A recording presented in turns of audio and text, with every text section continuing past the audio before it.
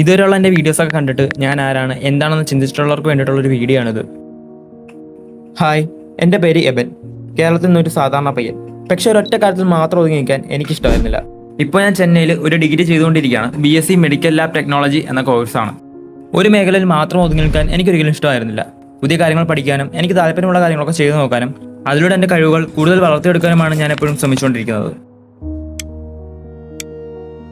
പിന്നെ വണ്ടികളോട് എനിക്ക് ഭയങ്കര ഇഷ്ടമാണ്. അതിനൊരു കാരണമുണ്ട്. എൻ്റെ പപ്പ ഒരു ബൈക്ക് മെക്കാനിക്കാണ്. ചെറുപ്പം മുതൽ ഞാൻ എൻ്റെ പല ദിവസങ്ങളും ചെലവഴിച്ചിരുന്നത് ഞങ്ങളുടെ വർക്ക്ഷോപ്പിലായിരുന്നു. എൻ്റെ പ്രായത്തിലുള്ള കുട്ടികൾ കളിക്കാനും കൂട്ടുകാരോടൊക്കെ കറങ്ങാനൊക്കെ പോകുമ്പോൾ ഞാൻ പപ്പയുടെ വർക്ക്ഷോപ്പിൽ നിന്ന് ഓരോ പുതിയ കാര്യങ്ങളെക്കുറിച്ച് പഠിക്കുകയായിരിക്കും. അതുകൊണ്ട് തന്നെ എൻ്റെ കുട്ടിക്കാലം മറ്റുള്ളവരുടേതിൽ നിന്ന് കുറച്ച് വ്യത്യസ്തമായിരുന്നു. എന്നെ ഏറ്റവും കൂടുതൽ സ്വാധീനിച്ച കാര്യങ്ങളിൽ ഒന്നാണ് ആർട്ട്. പടം വരയ്ക്കാൻ എനിക്ക് ഒരുപാട് ഇഷ്ടമാണ്. പക്ഷേ ഞാനൊരു ആർട്ടിസ്റ്റ് എന്ന് പറയുമ്പോൾ പടം വര പഠിക്കാനൊന്നും പോയിട്ടില്ല. ചെറുപ്പത്തിൽ എനിക്ക് ഫൈൻ ആർട്സ് പഠിക്കണമെന്നൊക്കെ ആഗ്രഹം ഉണ്ടായിരുന്നു. പക്ഷേ അത് നടന്നില്ല. പിന്നെ എനിക്ക് ചെയ്യാൻ പറ്റുന്നൊരു കാര്യം യൂട്യൂബ് നോക്കി കാര്യങ്ങളൊക്കെ പഠിക്കുക എന്നുള്ളതാണ്. അങ്ങനെ തന്നെയാണ് ഞാൻ ഈ ഒരു കലയെ ഇത്രയും വളർത്തിയെടുത്തതും. ഇതിൽ എന്നെ ഏറ്റവും കൂടുതൽ സഹായിച്ചത് ആർട്ടിസ്റ്റ് സച്ചിൻ, ഷെർട്സ് ബൈ കിരൺ, ജഗദീഷ് നാരായണ ഇവരുടെയൊക്കെ വീഡിയോസാണ്. പിന്നീടാണ് ഞാൻ ക്രാഫ്റ്റ് വർക്കുകളൊക്കെ ചെയ്യാനായിട്ട് തുടങ്ങിയത്. അതൊക്കെ ഞാൻ വീഡിയോസ് എടുത്ത് എഡിറ്റ് ചെയ്ത് യൂട്യൂബിലും അതുപോലെ ഇൻസ്റ്റാഗ്രാമിലൊക്കെ ഇടാനായിട്ട് തുടങ്ങി. സത്യത്തിൽ ആ വീഡിയോകളിലൂടെയാണ് എന്നെ കൂടുതൽ പേര് അറിയാനായിട്ട് തുടങ്ങിയത്. പണ്ട് മുതലേ വീഡിയോസൊക്കെ എടുക്കാനും അത് എഡിറ്റ് ചെയ്യാനും എനിക്ക് വളരെ ഇഷ്ടമുള്ളൊരു കാര്യമായിരുന്നു. കാലം കടന്നു പോകും തോറും ആ ഒരു ഇഷ്ടം വളർന്നുകൊണ്ടേയിരുന്നു. എന്നാൽ ഞാൻ ഉപയോഗിച്ചുകൊണ്ടിരുന്ന വിവോ Y11 ഫോണിന് ഒരുപാട് പരിമിതികളുണ്ടായിരുന്നു. ആഗ്രഹങ്ങൾ വലുതാകും തോറും ആ പരിമിതികളും കൂടുതൽ വ്യക്തമായി തോന്നാൻ തുടങ്ങി. അങ്ങനെയാണ് എൻ്റെ മനസ്സിൽ വലിയൊരു ആഗ്രഹം പറഞ്ഞത്. ഒരു ദിവസം എനിക്കും ഇതുപോലെ ഒരു ഐഫോൺ സ്വന്തമാക്കണം. പക്ഷേ ആ ആഗ്രഹം ഒരു കടലാസിൽ വെച്ച സ്വപ്നം മാത്രമായിരുന്നു. ചില സ്വപ്നങ്ങൾ യാഥാർത്ഥ്യമാകാൻ വർഷങ്ങൾ വേണ്ടി വന്നേക്കാം. ഇപ്പോൾ എൻ്റെ കയ്യിലിരിക്കുന്ന ഈ ഒരു ഫോൺ എനിക്കൊരു ഡിവൈസ് മാത്രമല്ല, വർഷങ്ങളെ ഞാൻ കണ്ടുകൊണ്ടിരുന്ന സ്വപ്നത്തിൻ്റെ യാഥാർത്ഥ്യമാണ്. എൻ്റെ മനസ്സിലുള്ള ഒരു ആശയം വീഡിയോ ആക്കി മാറ്റുന്നതാണ് എനിക്ക് ഏറ്റവും കൂടുതൽ ഇഷ്ടം.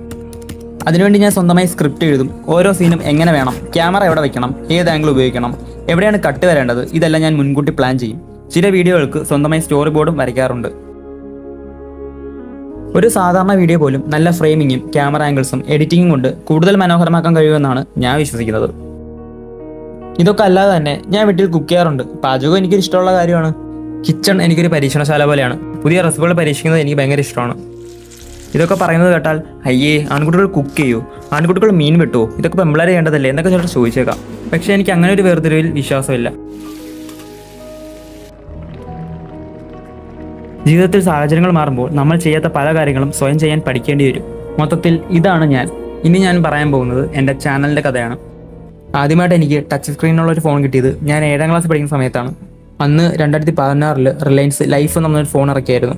ആ ഒരു ഫോണിൽ ഞാൻ യൂട്യൂബിൽ വീഡിയോസ് കാണുമ്പോൾ എനിക്കൊരു ആഗ്രഹം ഉണ്ടായിരുന്നു, എനിക്ക് ഇതുപോലുള്ള ഒരു ചാനൽ ഉണ്ടാക്കണം എന്നുള്ളത്. വർഷങ്ങൾ കടന്നുപോയി. 2020 കൊറോണയായി. ക്ലാസ്സുകളെല്ലാം ഓൺലൈൻ ആക്കാൻ തുടങ്ങി. ആ ഒരു സമയത്ത് ഞാൻ പുതിയൊരു ഫോൺ എടുത്തു. വിവോ Y11 എന്ന് പറയുന്ന ഒരു ഫോൺ. 2021 ഞാൻ ആ ഒരു ഫോണിൽ ഈ ഒരു ചാനൽ സ്റ്റാർട്ട് ചെയ്യുന്നത്. തുടക്കത്തിൽ ഞാൻ ഡ്രോയിങ് റിലേറ്റഡ് ആയിട്ടുള്ള വീഡിയോസ് ആയിരുന്നു ചെയ്തുകൊണ്ടിരുന്നത്. കാരണം അന്ന് എനിക്ക് ഏറ്റവും കൂടുതൽ ചെയ്യാൻ പറ്റുന്ന ഒരു കാര്യവും അത് തന്നെയായിരുന്നു. ഒരിക്കലും വ്യൂസിൻ്റെ എണ്ണമോ സബ്സ്ക്രൈബേഴ്സോ ഒന്നും പ്രതീക്ഷിച്ചല്ല ഞാൻ ഓരോ വീഡിയോ ചെയ്യുന്നതും. എനിക്ക് യൂട്യൂബ് എന്നത് ഒരു പാഷനായിട്ട് മാറി കഴിഞ്ഞിരുന്നു. തുടങ്ങിയ സമയത്ത് തന്നെ എൻ്റെ ഈ ഒരു ചാനൽ ഞാൻ എല്ലാവരിൽ നിന്നും മനഃപൂർവ്വം മറച്ചു വെച്ചു. കാരണം എൻ്റെ സംസാര ശൈലി, മേക്കിംഗ് സ്റ്റൈൽ, ഞാൻ ചെയ്യുന്ന കോണ്ടന്റ്സ് ഇതൊക്കെ എല്ലാവർക്കും ഇഷ്ടപ്പെടണം എന്നില്ല. എൻ്റെ ഈ വീഡിയോസ് കാണുന്ന ഓരോ ആളുകൾക്കും ഇതിൽ നിന്ന് എന്തെങ്കിലുമൊക്കെ പഠിക്കാൻ പറ്റിയാൽ, അല്ലെങ്കിൽ ഈ ഒരു ചാനൽ അവർക്ക് ഇഷ്ടപ്പെട്ടു എന്ന് സ്വയം തോന്നിയാൽ മാത്രം സബ്സ്ക്രൈബ് ചെയ്താൽ മതി എന്നായിരുന്നു എൻ്റെ ചിന്ത. 5 വർഷത്തിന് ശേഷം, അതായത് 2026 യൂട്യൂബ് തന്നെ എൻ്റെ വീഡിയോസ് എൻ്റെ ഫാമിലിക്കിടയിലേക്കും കൂട്ടുകാർക്കിടയിലൊക്കെ സജസ്റ്റ് ചെയ്ത് അയക്കാനായിട്ട് തുടങ്ങി. അങ്ങനെയാണ് ഞാൻ ഈ ഒരു ചാനലിനെ പബ്ലിക് ആക്കിയത്. ഇപ്പോൾ എൻ്റെ ഈ ഒരു ചാനലിൽ, അതായത് ഈ ഒരു വീഡിയോ ഇടുന്നത് വരെ 7300 സബ്സ്ക്രൈബേഴ്സ് ഉണ്ട്. ആ എണ്ണം എനിക്ക് വെറും ഒരു നമ്പർ മാത്രമല്ല. ഈ 7300 സബ്സ്ക്രൈബേഴ്സും എൻ്റെ വീഡിയോ കണ്ട് ഇഷ്ടപ്പെട്ട് എന്നെ സ്നേഹിക്കുന്ന എൻ്റെ ഓരോ സുഹൃത്തുക്കളുമാണ്. ഈ ചാനലിൻ്റെ കഥ പറയുമ്പോൾ തുടക്കത്തിൽ എൻ്റെ കൂടെ ഉണ്ടായിരുന്ന ചിലരെ പറ്റി പറയാതിരിക്കാൻ പറ്റില്ല. അത് വേറെ ആരുമല്ല, ഇവരൊക്കെയായിരുന്നു ഈ യാത്രയുടെ തുടക്കത്തിൽ എൻ്റെ കൂടെ ഉണ്ടായിരുന്നവർ. അന്ന് ഇതുപോലെ പടം വരയ്ക്കുവാനും വീഡിയോസൊക്കെ എടുക്കുവാനായിട്ട് എനിക്കൊരു ലൈറ്റ് സ്റ്റാൻഡ് അത്യാവശ്യമായിരുന്നു.